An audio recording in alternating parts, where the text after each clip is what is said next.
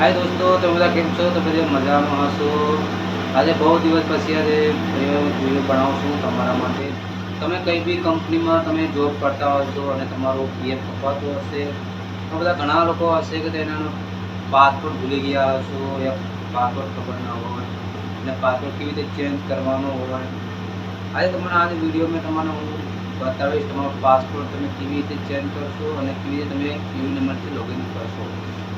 Please આજે તમે નવા હો તો પ્લીઝ સબસ્ક્રાઈબ કરજો, લાઈક કરજો અને શેર કરજો અને વિડીયો પૂરા એન્ડ તક દેખજો.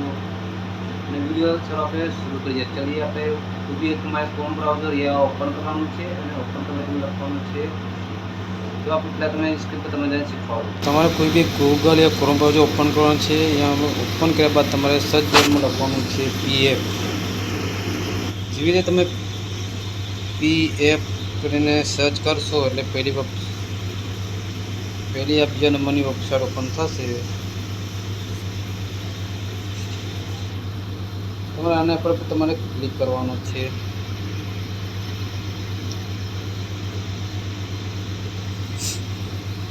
જેવી રીતે તમે ક્લિક કરશો એટલે નવી પેજ ઓપન થશે. તમે અહીંયા તમારો એક યુએએન નંબર નાખવાનો છે. આમાં તમારે જોઈ શકો છો. હા, તમારો યુએએન નંબર અને પાસપોર્ટ નાખો. તમે પાસપોર્ટ તો ભૂલી ગયા હશો, તમે કેવી રીતે ચેન્જ કરશો?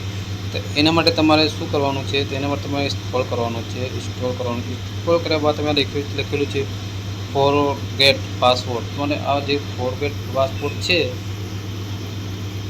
આ ફોરગેટ પાસવર્ડ લખેલો છે, તમારે એની પર તમારે ક્લિક કરવાનું છે. જેવી રીતે તમે ક્લિક કરશો એટલે તમારી પાસે એક નવો પેજ ઓપન થશે.